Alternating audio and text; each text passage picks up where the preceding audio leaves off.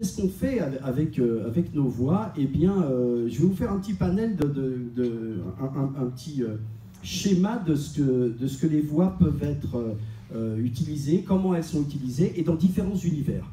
La première chose à savoir, c'est qu'on vient, comme disait Francine, on vient de champs différents, de dynamiques différentes.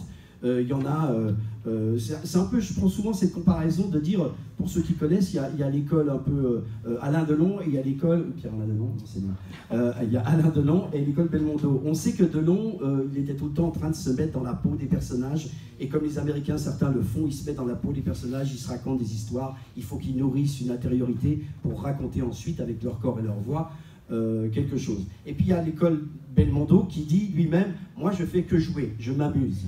Donc en fait, qu'est-ce que ça veut dire? Ça veut dire que nous, dans notre association, ou n'importe quel comédien, a des backgrounds différents.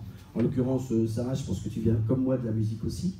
Mais surtout, il y a beaucoup de gens qui, on leur dit, pour faire de la voix, il faut quand même, si vous pouvez, suivre des cours de comédie, parce qu'on va vous apprendre à jouer, évidemment, d'être dans la justesse de ton.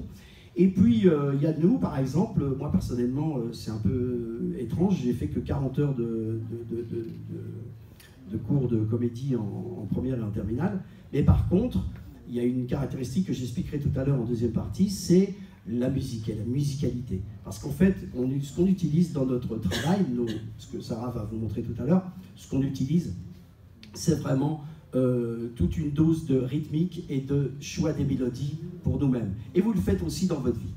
Mais auparavant, je vais quand même vous dire quels sont les différents chants où s'utilise la voix. Et en fait, ce sont différents chants qui sont absolument différents les uns des autres au niveau du travail. Pour ceux qui sont intéressés peut-être devenir comédien ou d'utiliser sa voix, il y a vraiment des chants différents. Alors c'est comme sur une ligne, comme ça, on mettrait sur la gauche tout ce qui est le doublage de dessins animés, doublage de films, doublage de séries. Vous avez déjà vu comment sont les doublages ou jamais? C'est-à-dire vous avez une bande rythmo qui passe, on parle sur une barre, ça a été détecté avant, c'est-à-dire qu'il y a des gens qui s'appellent une détection, où on a analysé les labiales, comment s'ouvrait la bouche des acteurs américains, allemands, en tout cas étrangers, et donc on doit parler sur cette barre, en même temps en jouant. Donc ça, c'est une partie que je mets plutôt sur la gauche. Au milieu, je dirais qu'il y a les documentaires et les jeux vidéo. Je vais vous expliquer les différences entre. Et ensuite, il y a à droite ce qui est publicité, radio et télé. Je mets ça dans un gros truc. Et billboard.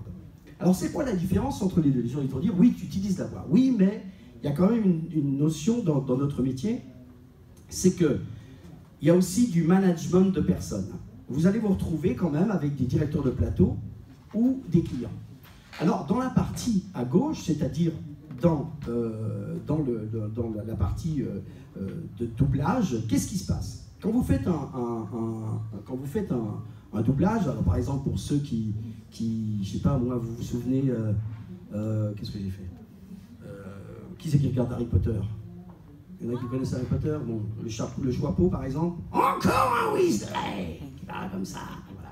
Donc, ce que je veux dire, c'est que quand on vous appelle pour faire, imaginons, le nouvel Harry Potter, comment ça se passe? C'est la Warner Bros, donc c'est les Américains, ou la boîte française qui délègue et qui doit faire le doublage français. Qu'est-ce qui se passe? Eh bien, il y a un chef de plateau, ancien comédien, ou vraiment quelqu'un qui dirige les acteurs, qui va essayer de faire son casting avec la Warner Bros.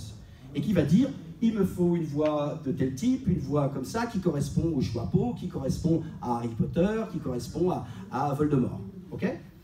Donc, on va prendre tel type de personne. Donc, il y a un casting qui se fait. Le chef de plateau, si je suis chef de plateau, j'appelle, je dis, tiens, Francine, viens essayer sur tel personnage. Sarah, viens essayer sur tel personnage. Mademoiselle, vous venez sur tel personnage. Et puis, en accord avec la Warner, on dit, tiens, celui-là, ça va bien aller. Et ensuite, j'ai un mois pour faire ma ratatouille. Pas le film, mais et j'ai un mois pour faire ma ratatouille. Qu'est-ce que ça veut dire? Ça veut dire que si Francine vient et ne correspond pas à une boucle que j'ai faite, je peux dire, ok Francine, ça marche pas, tu reviens jeudi prochain et tu vas me refaire la même chose ou autre chose, etc. Donc je fais ma ratatouille, j'ai un peu une liberté. Ça veut dire que là, pour le coup, on est entre guillemets artistes. C'est-à-dire que le directeur de plateau est un peu un artiste. Ensuite, la dynamique qui est mise, c'est vraiment un côté un peu artistique. Ça peut partir en live, c'est pour ça que les gens ils disent que c'est un milieu assez fermé de doublage, parce que ce sont des familles. Et donc, ça veut dire qu'à un moment donné, je suis dans une dynamique où quand le film va sortir, eh ben il va sortir. Je ne sais pas s'il va marcher ou pas, c'est pas notre problème. Qu'est-ce que c'est la différence avec la partie droite? Par exemple, je donne des exemples de publicités que j'ai fait, puisque je vais me citer personnellement. Prenez des notes, j'aurai une interro à la fin, je vous préviens. Bon, par exemple, pour ceux qui connaissent, ceux qui connaissent Tic Tac, par exemple, la publicité Tic Tac, où donc on chantait tout petit et aussi frais, frais et aussi fort. Ou alors les trésors de Kellogg's, il y en a qui connaissent. Vous avez les céréales qui... Donc là, il faut trouver un truc du style...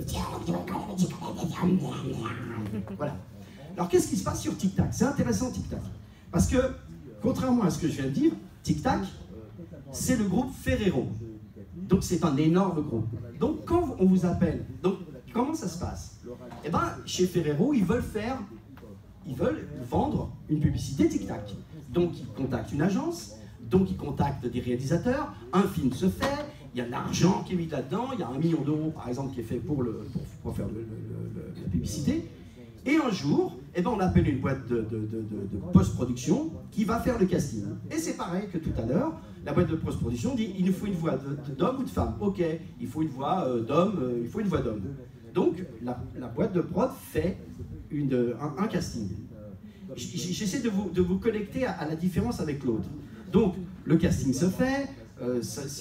Ok, il y a 4 ou 5 personnes, l'agence dit ça sera bien avec tel personnage, par exemple en l'occurrence parce que je suis Tic Tac, ça sera bien avec Pierre Alain, et on vous conseille ça, etc. Pourquoi c'est la différence? Parce que là vous allez être convoqué un mardi à 10 h.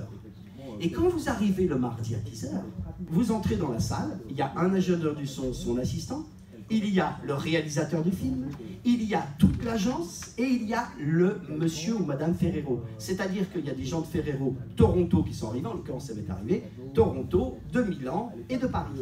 Donc il y a une dizaine de personnes qui sont là. Et la différence, c'est quoi entre ce que j'ai dit? C'est une différence de management, même un management intérieur. Je rappelle que quand je faisais Harry Potter, ok, on se gourre, personne ne le voit, quelque part.